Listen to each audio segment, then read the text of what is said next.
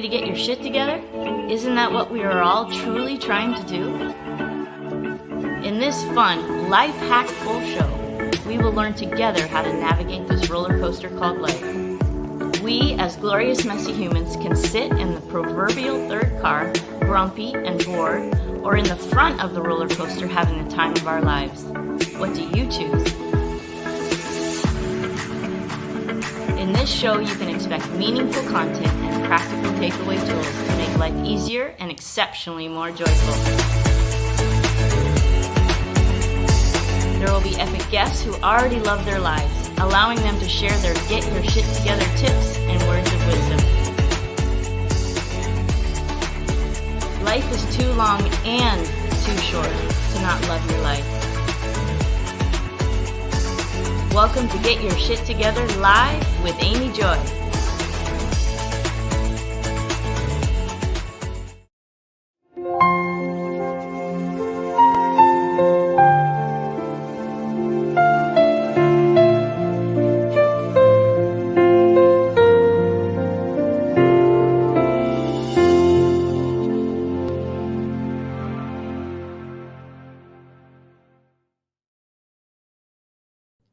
Hello, glorious, messy humans, and welcome to Get Your Shit Together Live with Amy Joy, and I'm your host, Amy Joy. Congratulations on your abundance. I want you to just for a minute take inventory on your amazing, incredible abundance. Look around, notice. Do you have a roof over your head? Did the sun shine today? Did it rain today and nourish the ground?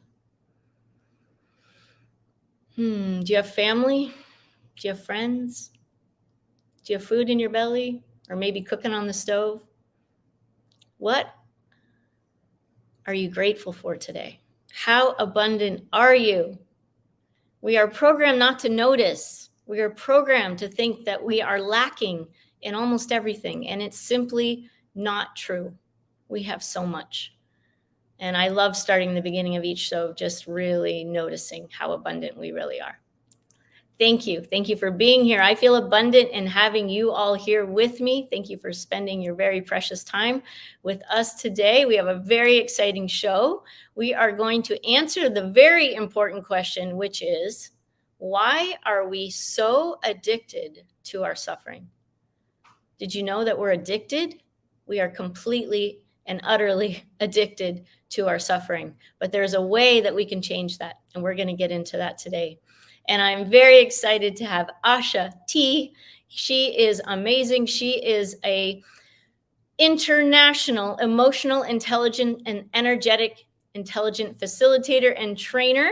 And she is dedicated to help people stop this whole trauma bonding BS that we have been raised to do, and it's stealing our joy, and we are going to talk about it in depth. And she has a new book out called The Narcissist the Empath is the Narcissist. I'm sorry, Aasha.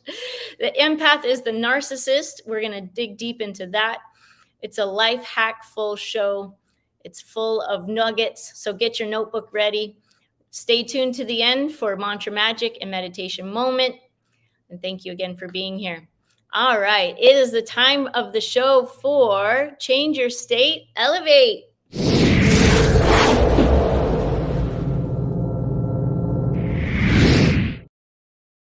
All right. This is the part of the show where we take just a couple minutes to change our state from wherever it is to a higher frequency, or as my nephew likes to say, from crappy to happy. Sometimes we're in a crappy mood. And unfortunately, oftentimes, if we actually take inventory, we're kind of not happy. And so right now, number one, I want you to take inventory. Where are you at? Are you crappy or happy? It's not hard to know. There's no guilt or shame. We're just becoming aware, right? And one of the fastest way to go from crappy to happy is to get present. So that's what we're going to do. Right now, I want you to breathe in. And when you breathe in, I want you to breathe into the bottom of your belly. That's where the feelers are. That's where the oxygen feelers are. So breathe deep all the way in. And I don't know why I close my eyes when I do that, but do that if you want. and smile. Smiling is another very quick way to become present, because when you smile, you're not in your messed up past or your projected messed up future, which we often are projecting. You're right here, right now. And right here, right now, everything's okay, no? You just noticed all your abundance. I'm going to help you get present if it's hard, because sometimes it is challenging to get present. So I want you to breathe in, and I want you to notice the air going into the bottom of your lungs. Just notice. Set the intention for every cell to get that oxygen. Now I want you to notice the breeze on your skin. Just notice the temperature. Is it hot? Is it cold? Is it just right? I want you to notice where your feet meet the floor, or your butt, whatever's touching the floor, or your seat. I want you to notice where that starts and begins. Just notice. Be present right here. Listen to my voice. Notice the taste in your mouth. Take a deep breath in and exhale. All right. Well done. It is now time for the show, the time of the show, where we get our shit together.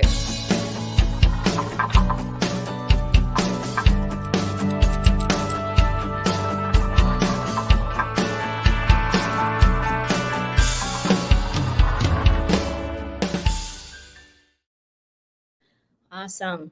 I think that's what we're all trying to do, right? Get our shit together, figure out how to navigate this roller coaster we call life. And one of the roller coasters, one of the dips, I would probably say that we would say it's a dip, although I think all things are beneficial, is this addiction that we have to suffering.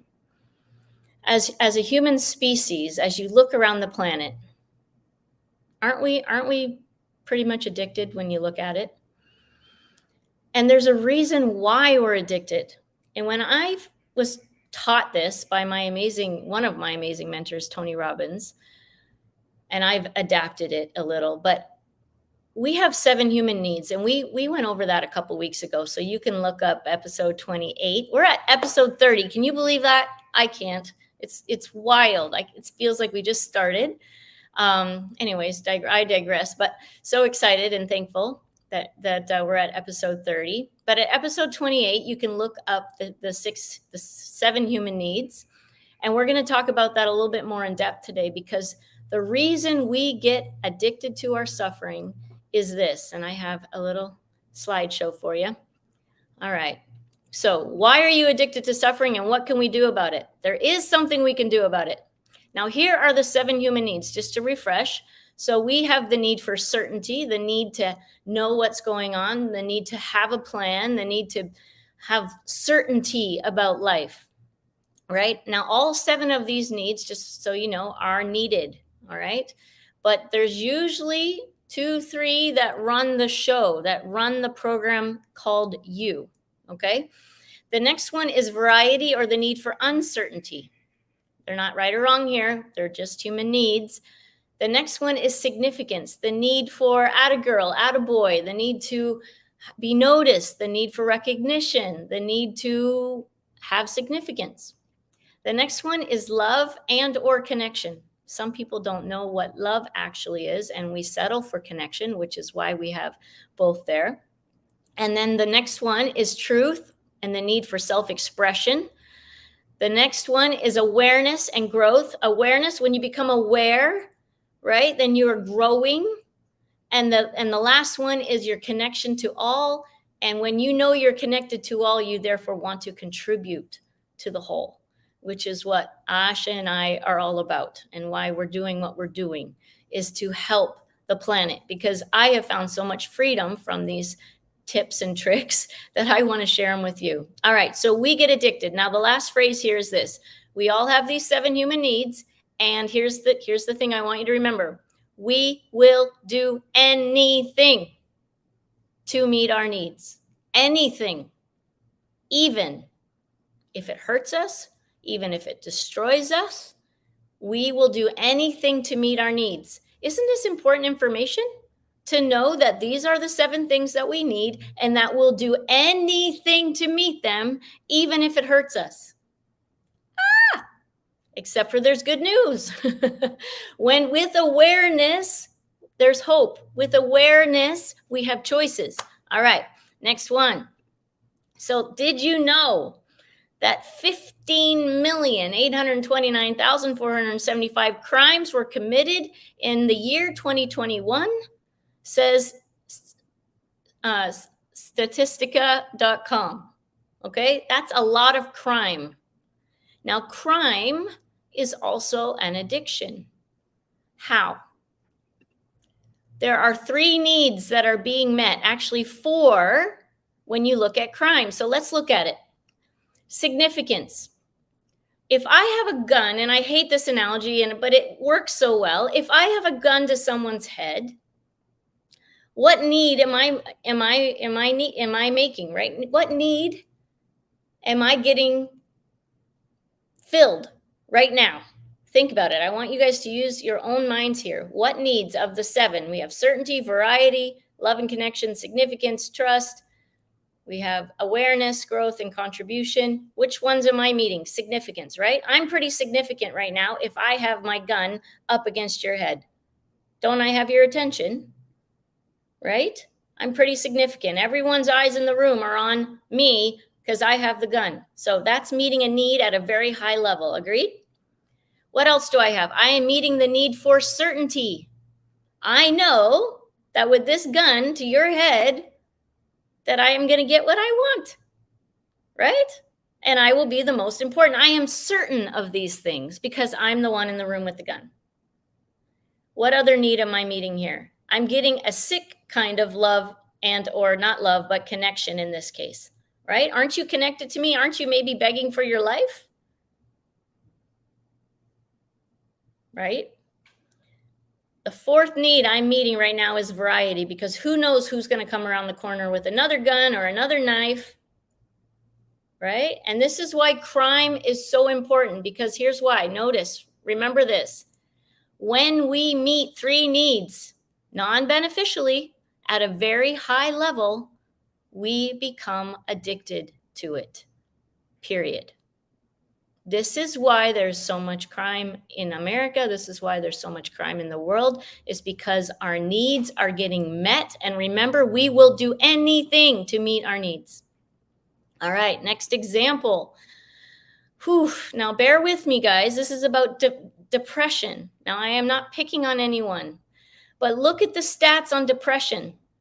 Depression is one of the most common mental disorders in the United States. For some individuals, major depression can result in severe impairments that interfere or limit one's ability to carry out major life activities.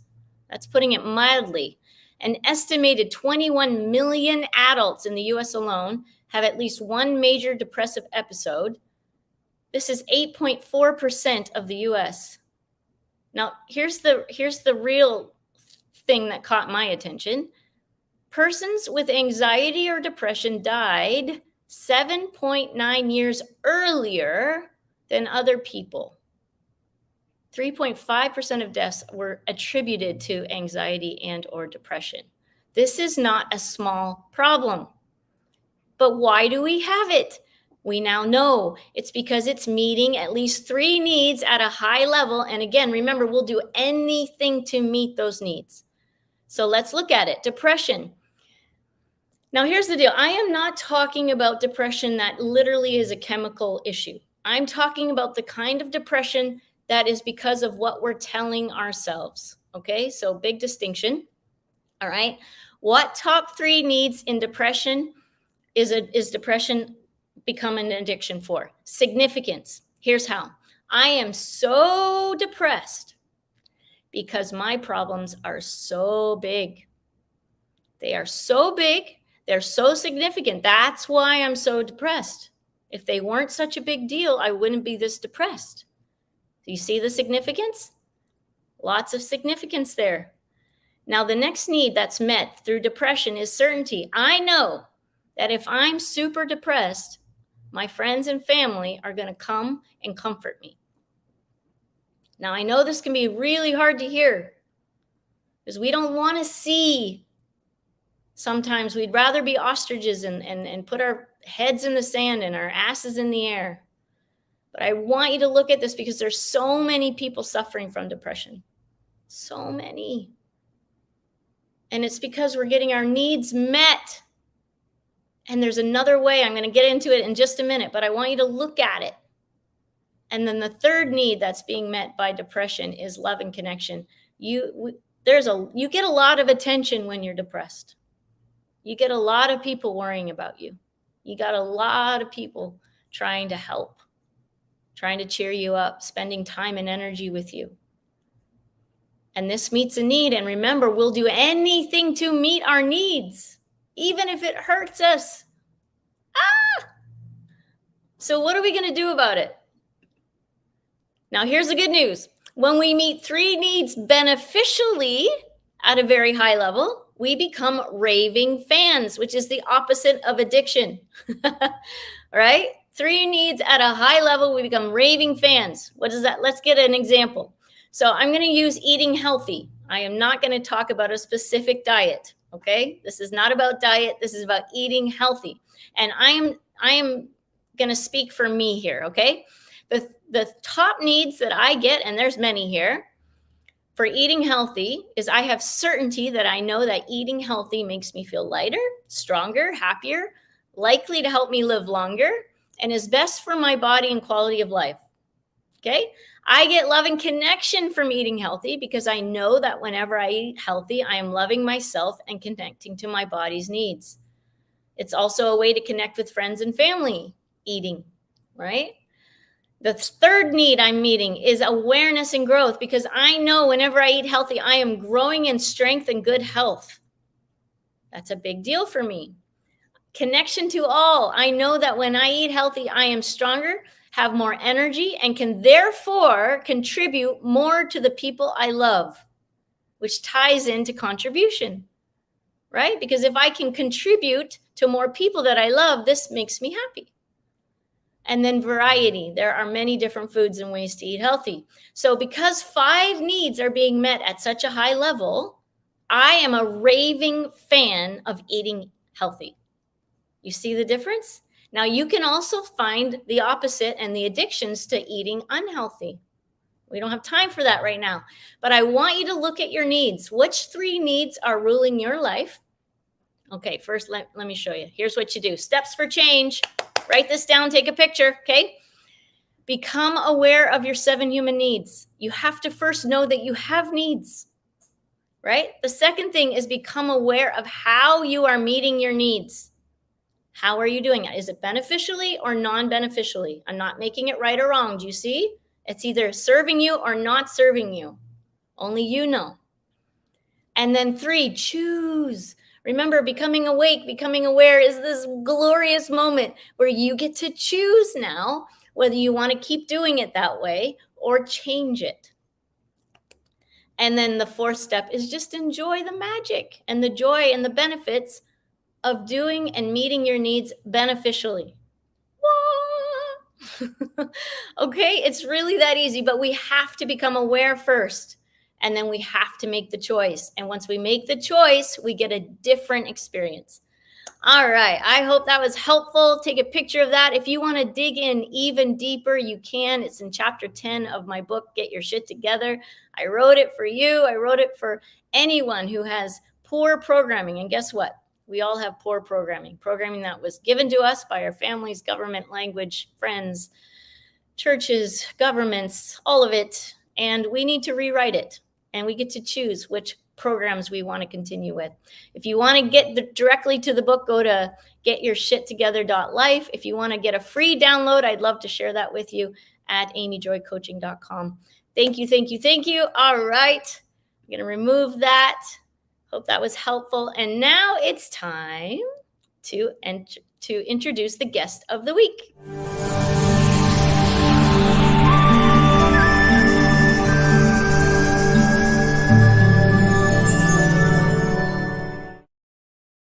All right. We have Aasha T with us today. She is an international emotional intelligence and energetic intelligence facilitator and trainer. She works with leaders and high achievers in her business, BeyondEQ, and she also works with men and women in self-worth work and clearing trauma. Woo! She is certified ITTI teacher in PTSD, and attachment theory, and has a business degree in consulting and management. Aasha has dedicated her life to her mission to stop trauma bonding to improve both work life and personal life based off her own experience with trauma bonding and divorce. This can all be prevented with emotional and energetic intelligence. It is an amazing time for the human race to rise. Hallelujah. And Aasha is so proud to be one of the leaders of this path to bring people into their best selves. She is the author of The Empath is the Narcissist, and she is the creator of the ebook, Emotional Intelligence Creates Unicorns. I love that. The fastest way to make money in your business, as someone who was able to make over $500,000 in her business in the first 2 years. Put your hands together, hearts in the chat for the amazing Aasha T. Hi. Hey, how are you today? So awesome to have you here. Thank you. I'm so excited to be here. What a beautiful introduction. Thank you so much. Oh, well, you're amazing. And I wanted everybody to know what you're up to and what your heart's about. And what I want to do now is just give you 1 minute with the audience to tell them whatever you want so that they can get to know you just a little better. And then we'll get into our time together. Yes. Thank you so much, Amy. Hi, everybody. Welcome to me. And also thank you for watching, whether you're catching this live or on a replay somewhere. I'm so grateful that you've taken the moment to just get to be with yourself, and also these codes, this transmission that Amy and I will be pulling together for you. So I always say when I speak to really try to keep your heart as open as possible.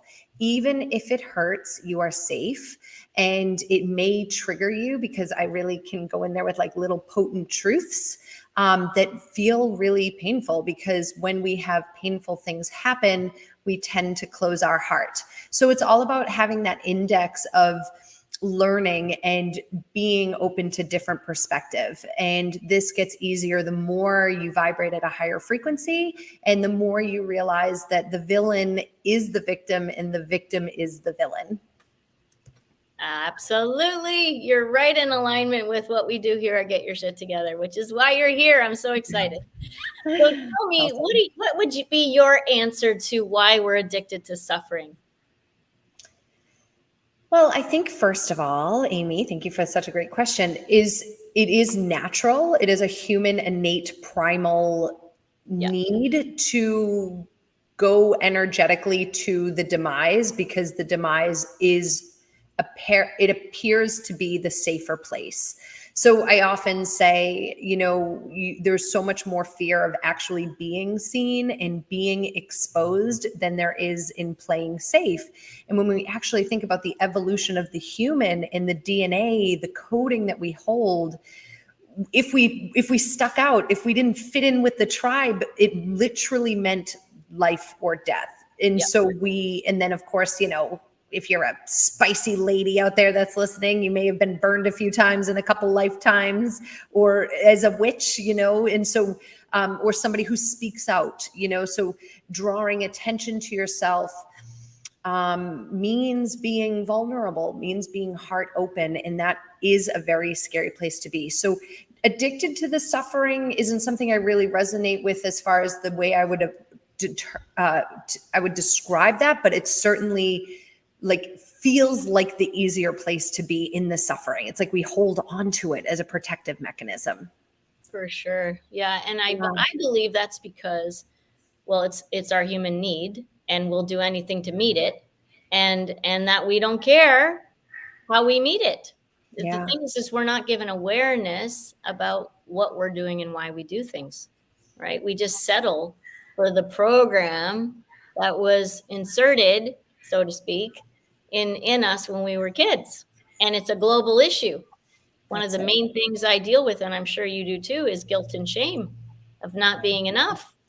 I know. Right? Yeah. It's so huge.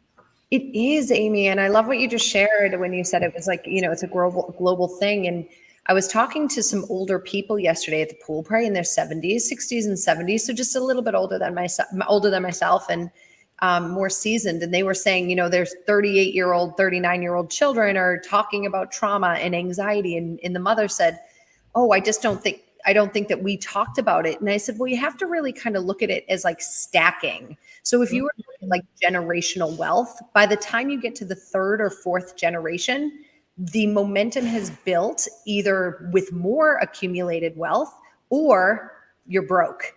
Same thing happens with trauma. So if we're talking 3 or 4 generations of heart closed, controlling females, or let's say tyrannical leadership, we get to the 4th generation and it's almost like that pressure cooker where it's getting so bad that it's going to blow. So it's the same thing. You can look at money the same way as you look at your trauma. It stacks on top of each other. And that's why we're experiencing what we're experiencing. It's like nowhere for it to go but out, as energy does.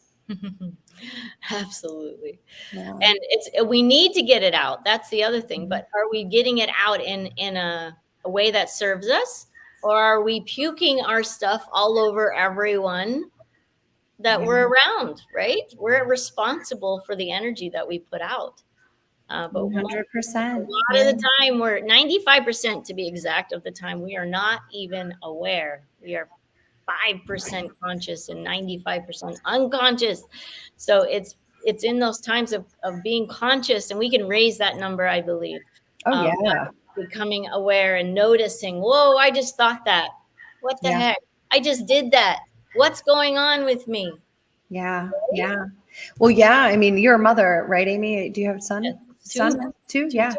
Yeah, you can see it now in the children. I mean, even the children are reading books now without even opening the books. That's how fast their consciousness is moving. That's how quickly they're becoming conscious of what's going on around them. I see my son catch, we call them like a contradiction or alchemizing his triggers.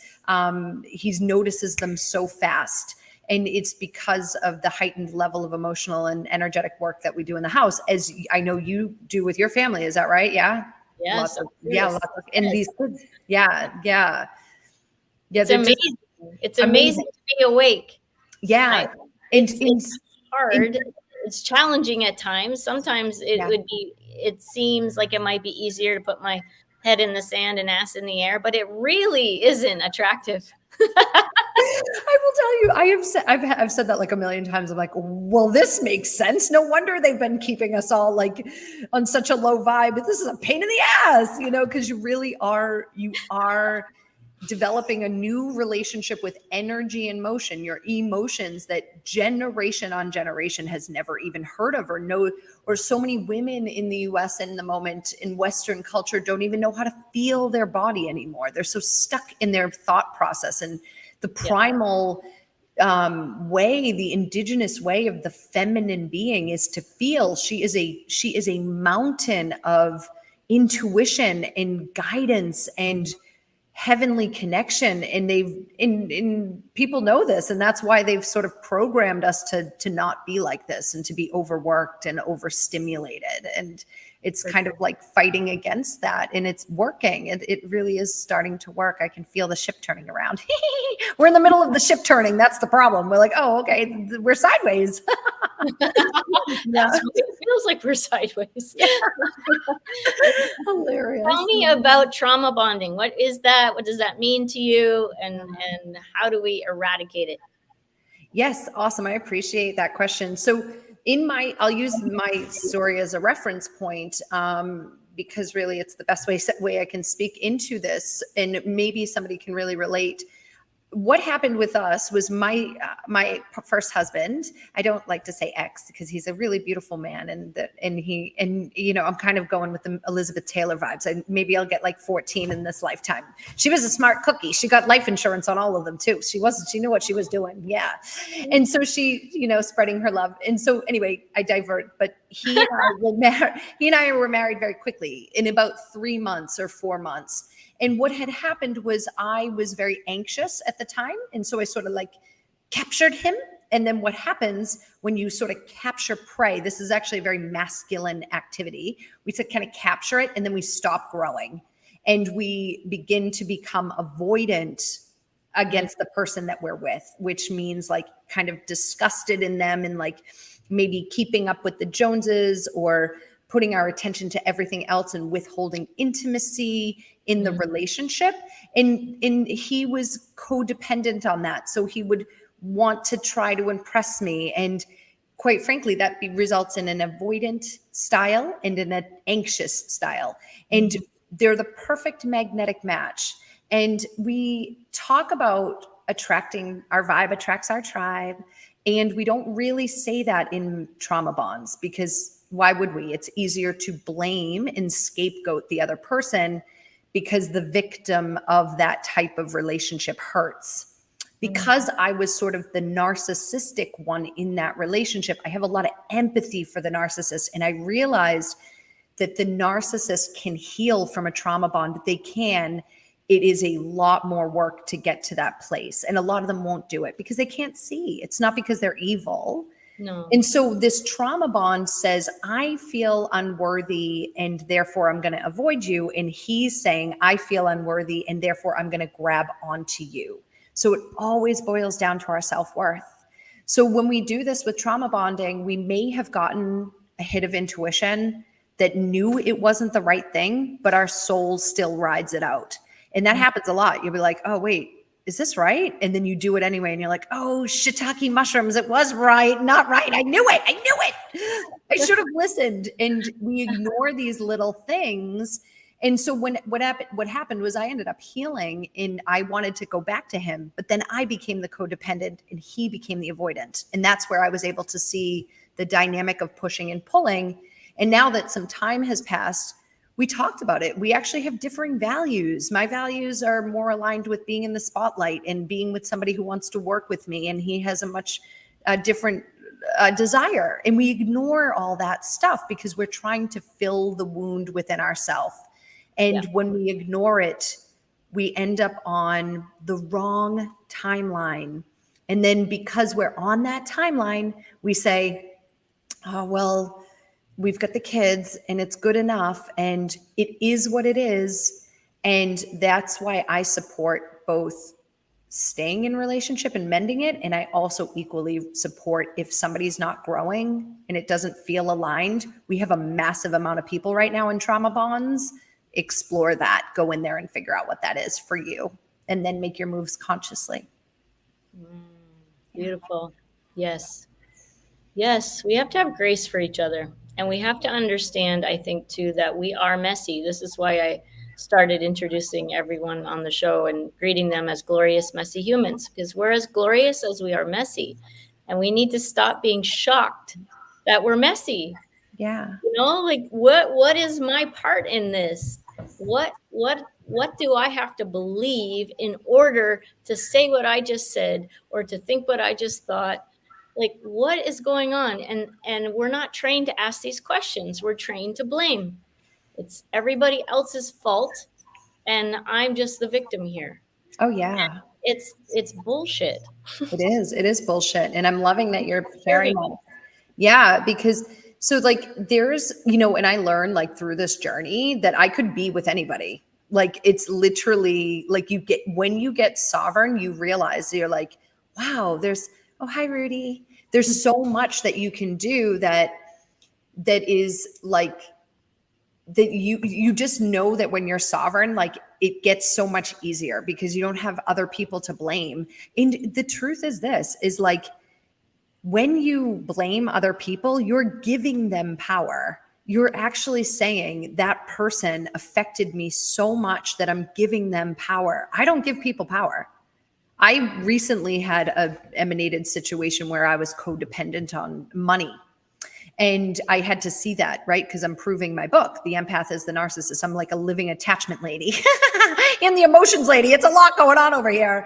And I'm like, oh God, no wonder I'm the emotions lady. I'm like emotionally tremulous. It's insanity. But that's why I think like God or the divine made me so kind, is because I'm a lunatic. And it's so funny. But all that said, I'm going through all these, like peeling all this back. And in this person that was like put into my life, I do not give them a lick of power. Sure, on the outside, did it look like I was feeding off his ego and he drained me of all my finances? Yeah, that's what it looked like. Yet it was my creation. I created that. I created that because I needed to burn karma or I needed to learn a lesson. So when you actually start using the lens of, I put that villain in my story because this is just a big ass movie. And yes, it hurts because emotions hurt and we feel unsafe and we feel sad and we feel threatened or angry. And I also know that when I heal that and I change my perspective, I'm going to start flying. And that's the way that I continue to live my life. Yes. Yes. Yes. Oh, yeah. It's fun. It's fun. Like, don't get me wrong. I was totally dying for like 5 straight days. I was like, oh my God, everything's over. But then I was like, oh wait, no, it's not over. This guy was just playing a role. Exactly. Love and light. Thanks, buddy. Right? It's all a gift. It really is.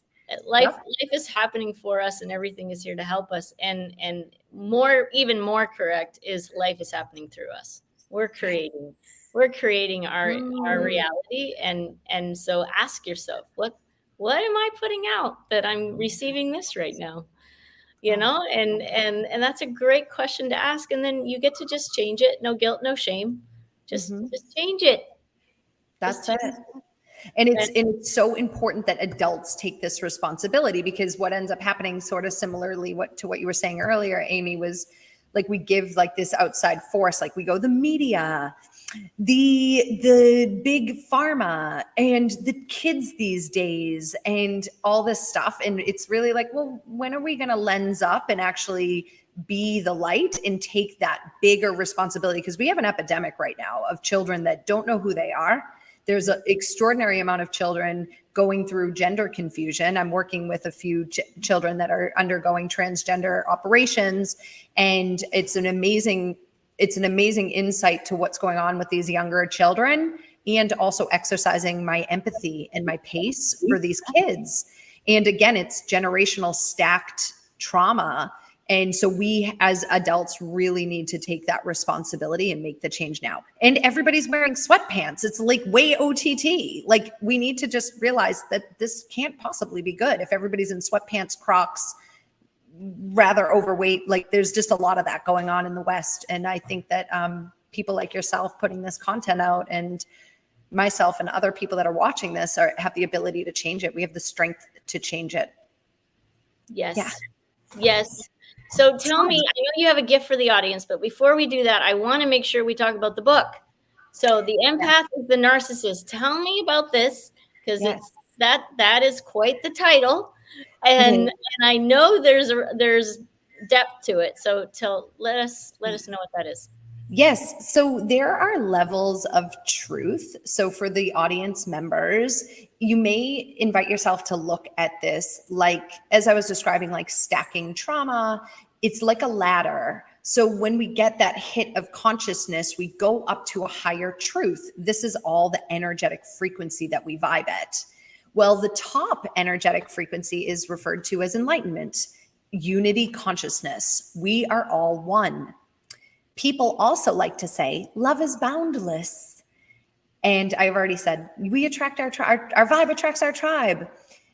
But love is boundless, but not if you hurt me.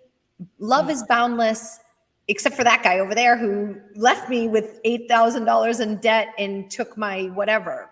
So this is very painful. There is very dark stuff that's happening on this planet. There is, okay? We have to be very real. There are people that are here that do not have good intention. And my belief system and what I'm proving through my method is that this can all be healed with energy work. If we get enough empaths healing, there's nowhere for the narcissist to latch into, because we're already feeling worthy. I've also been lucky enough to work with a lot of narcissists, women that didn't think that they had any narcissism. And then they realize that they maybe they do. It's just coding. It's a protection mechanism. Yeah. So this book was sparked based off of my life experience. I had a man attach himself to my soul for 18 years. When we were kids, we weren't kids, but we were about 18, 19. we had this like wicked hot, like trauma bond. It was like, you know, a lot of effing and then a lot of fighting and then a lot of effing and then a lot of fighting. And then like, it was a great, like cyclical, disgusting pattern of lots of drugs and drinking and in university and chaos. And we were deeply in love. I put that in quotations. And what happened was we broke up. And when we broke up, his heart was like, oh my God. It was like, I ripped my like talons out of his heart space. And instead of healing for 18 years, he held on to me. He couldn't stop thinking about me. He was deeply in love with me. He saved everything I ever gave him. And it took 18 years. It made me realize this is why so many men are homeless. This is why so many men end up in relationships where they just go through the motions. Like they never really address the pain because it hurts. We close off a whole piece of our heart. And so what happened was over those 18 years, I was in Australia, like learning EQ, and I started to get sick with cancer. And I stumbled into an energy healer and I said, I'm eating well. I don't know what's going on. And she said, you have an attachment. And I said, what? And I said, I know what that means. I had no idea what that meant. But at the same time, I was like, yes, I have an attachment. What is this? Lo and behold, cut to 4 years after that moment, he's 2020, he let go. And when he let go, I felt it. And I rang him. I called him. And then I lost about 45 pounds. And he and I were like, oh, we're going to get married, like ignoring all the toxicity. I was in a relationship. I was like, get me out of my marriage. This is the man. He's going to save me. And they refer to that as a twin flame connection. And so within 6 weeks, he dropped me on my ass and it was like karma right back at me. And I was like, ah! And so when he dropped me, it was like all you could think of, every single wound at the exact same time. And I knew I was being called and I said, get to work, let's go. And I just started healing everything as I was simultaneously losing everything. I lost my marriage. I lost my job, car accident, sexually assaulted. It's all in the book. It was a lot. Yeah. So that happened in 2020. It's crazy. The book, The Empath is the Narcissist. It's on Amazon. And this is crazy. It goes so fast. We're out of time already. I know. Here's the gift, y'all. Tell them about it real quick. Yes. Okay. So very quickly. So what I put together is a very relaxing, balancing activation. It's basically a meditation for you to listen to. Listen for 21 days. It will centralize your inner compass so that you feel really good and vibrant and you feel happy and safe to be yourself. All right. Yay. Well, thank you, my love. Thank you for being here. I'm going to have you back at the end, so hang with us. And next is Mantra Magic. Before that, I'm going to show a brief commercial, and this is very much on purpose. This is a new machine that I have in my house. It's called the Vibe, and you lay on it and listen to music, and it literally helps move trauma out of the body. It helps relax. It's amazing, and I want everyone to know about it. So here it is, and then we'll have Mantra Magic. Thank you, my love. Thank you, Amy, and all the audience.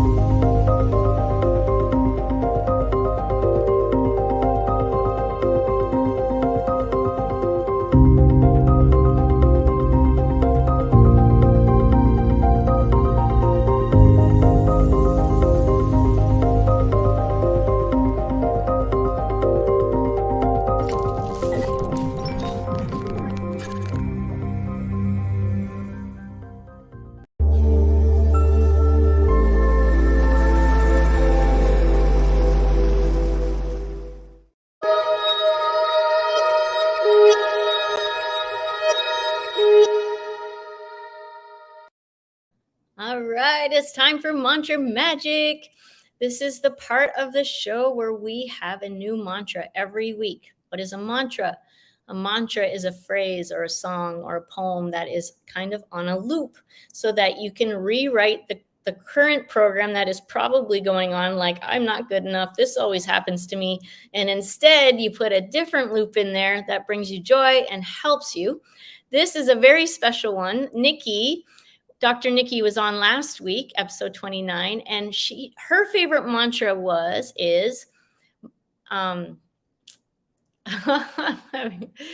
is this moment is my medicine. This moment is my medicine.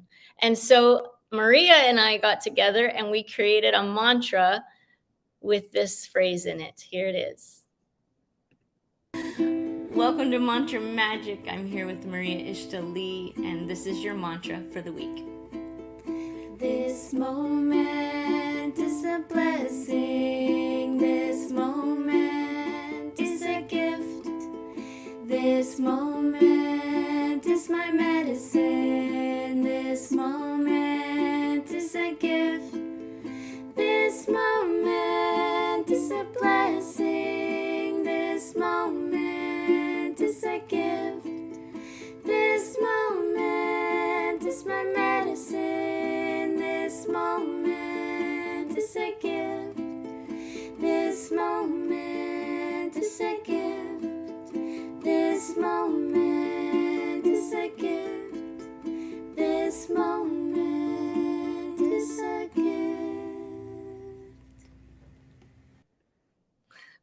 There you go. This moment is a gift. You can find it every week on Amy Joy Coaching on Instagram, so you can get it into your head and sing it. I wake up singing these mantras. It's amazing. So enjoy. And now it is time for meditation moment.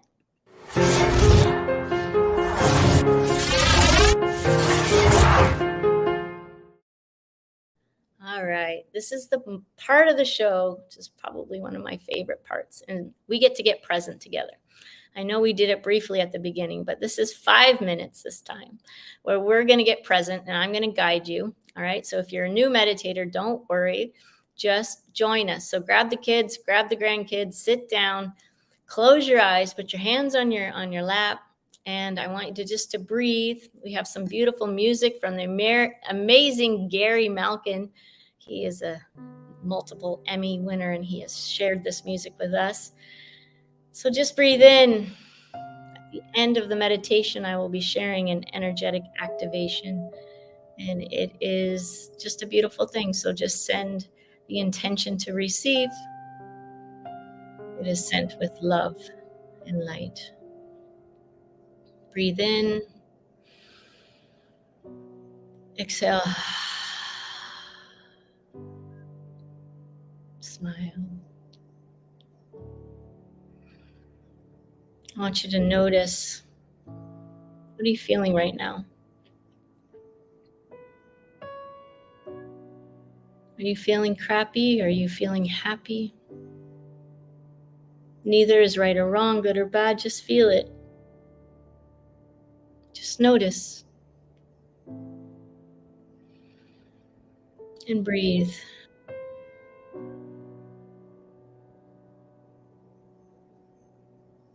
And now I want you to notice what thoughts you're thinking about. Are they thoughts of the past? Thoughts of the future?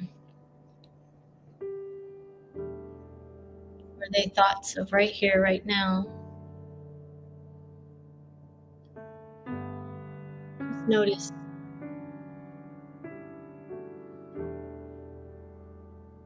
And breathe.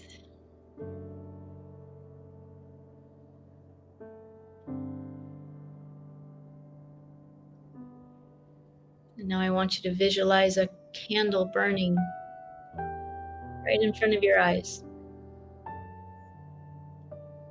Notice the reds, golds, yellows.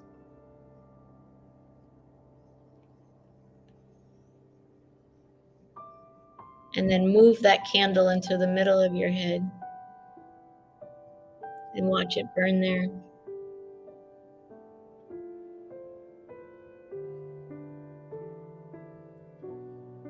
And smile. with hands on your heart, I want you to think of one thing you're really grateful for. So grateful it brings a smile to your face.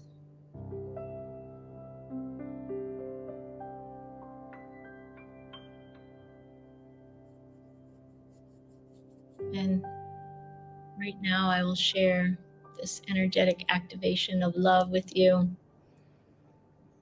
Just enjoy.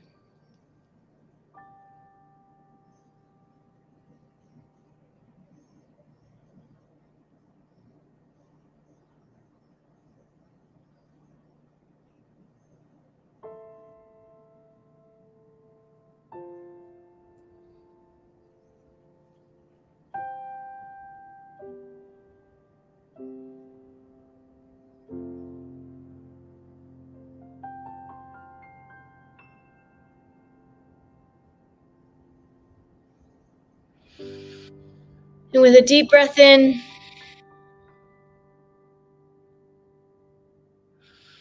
and then a big ah.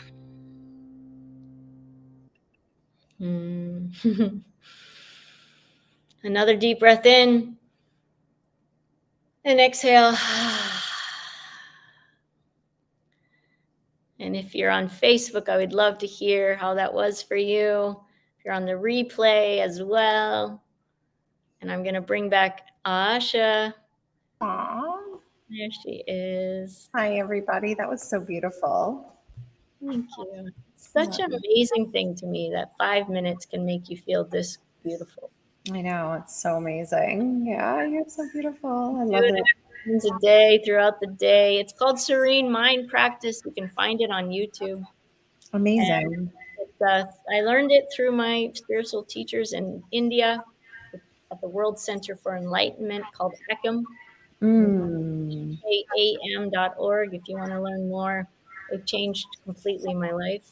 I'm eternally grateful. But this was the Serene Mind Practice on YouTube. So I have a question for you, Aasha, to close the show. We have a couple minutes. If you were on a mountaintop and you had just one thing to share with the world, what would you tell them? Oh, I love that. I'm going to have to go with my stock standard, which is that emotions aren't bad. There's no such thing as a bad emotion. It's so simple, and yet it's such a difficult thing for people to understand because they feel like they should hurt, but they're actually keeping you safe. So keep in mind that it's either dense or light. Those are emotions.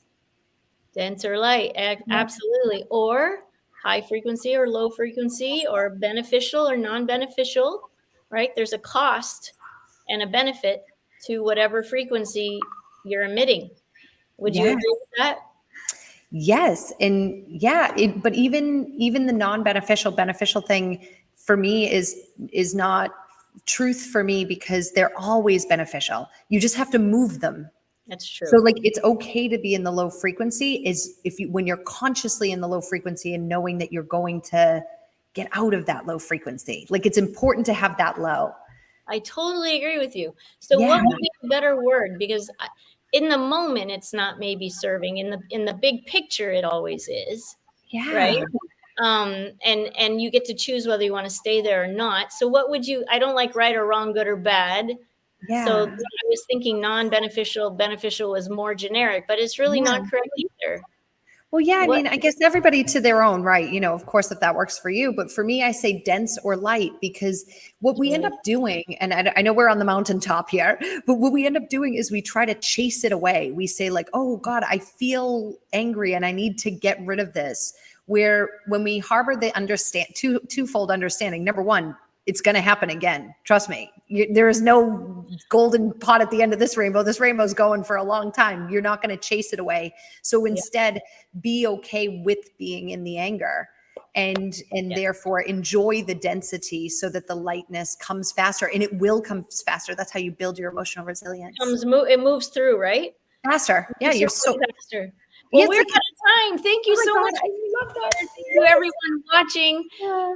Oh, remember, together we vibrate higher. And that, my friends, changes the world. We'll see you next week. Besos. Oh, I love it. Bye, everybody. Bye. Thank you for watching Get Your Shit Together live with Amy Joy. If you'd like to follow us, you can on Facebook, Instagram, and YouTube at Amy Joy Coaching. Appreciate so much your likes, comments, and shares. If you'd like to be a guest on the show, please reach out. We'll see you next time.